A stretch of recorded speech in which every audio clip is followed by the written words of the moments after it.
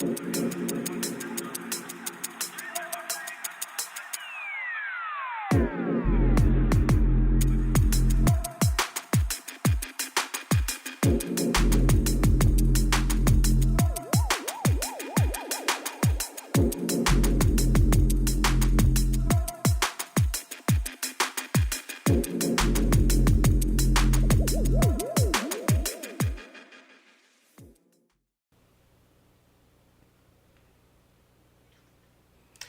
there folks, Zach here from Fire at Will. Today's video is not going to be a battle report, but instead a how to play Alpha Strike video using the new Alpha Strike Commanders Edition rules.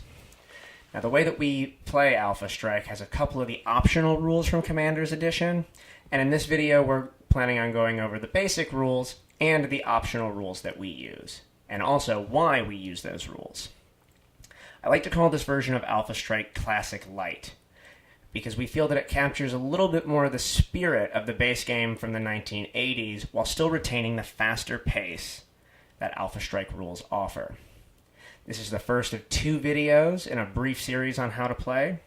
Today we're going to talk about the initiative and movement phases, and in the next video we'll talk about the combat and end phases.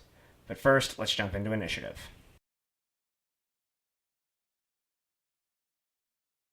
The first phase of the game is the initiative phase. To determine initiative, each player rolls 2 dice and adds them together.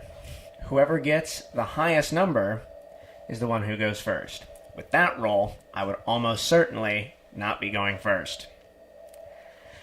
The player who wins initiative gets to move second and shoot second. This allows them to counter the plans of the player who lost and determine how to react during the combat phase. Battlefield Intelligence is an optional rule that we use that adds modifiers to this initiative roll, and that is determined by different special abilities that your mechs possess in your force. The 2 abilities that determine this are called MHQ and RCN, meaning Mobile Headquarters and Recon.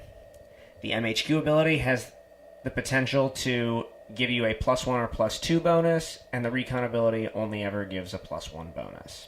You can see on this Locust, it has an MHQ of 2. There's always a number that follows the MHQ, that's its rating. The first way that you can get a bonus for MHQ is if it has a value of 4 or greater, so this Locust would not get that. And the second way is if you have 1 unit with MHQ for every 4 units in your force. So if I had 3 other mechs with this Locust, I'd get a +1 initiative. Or if I had 2 of these Locusts and 8 battle mechs in total, I would get that bonus. It is possible to get both bonuses on a single mech. There's a Battle Master that comes to mind that has an MHQ of 10. And so long as there were only 3 other mechs with it, you could get both the bonus for having an MHQ of 4 or greater and the bonus for having 1 for every 4 mechs. The Recon ability works the same way as the second bonus for MHQ. If 1 out of every 4 mechs you have has the Recon ability, you get a +1 to your initiative roll. If the unit with the special ability is destroyed or is forced to retreat due to heavy damage, you no longer get that bonus.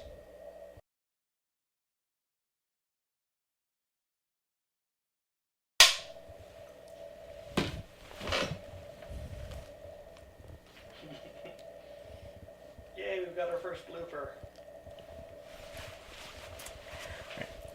The movement phase is exactly what it sounds like. During this part of the turn, players alternate moving their units 1 at a time until all of them have moved. You can also choose not to move if you'd like to. In some of our games, we'll use a rule called Lance Movement, which allows us to move 4 mechs at a time. This is really helpful in some of the larger games you'll see us play, because it can cut down on the amount of time the movement phase takes. We play exclusively on hex maps. They're provided in the starter set, and you can buy more of them basically anywhere Battletech is sold. And converting the regular Alpha Strike rules to hexes is incredibly easy. In Alpha Strike, movement is represented in inches. This griffin here has 10 inches of movement. To convert that to hexes, you would simply divide by 2. So each hex represents 2 inches of movement. So with 10 inches, the griffin could move 5 hexes on these maps. You can see here that we have a bunch of different kinds of terrain. We're going to go over the 4 most common ones today. And those are elevation changes, moving into or through water, moving into rough terrain, and moving into woods. So the first one is changing elevations. This locust is on a level 1 piece of terrain, and he wants to move up here to level 2. So it costs 1 hex of movement to get for moving, and an additional hex because he changed elevation. The next kind of movement is moving through water. So this griffin here is currently walking through depth 1. He's going to make a movement here. It costs 1 additional hex to move through water, so that would cost 2 hexes of movement.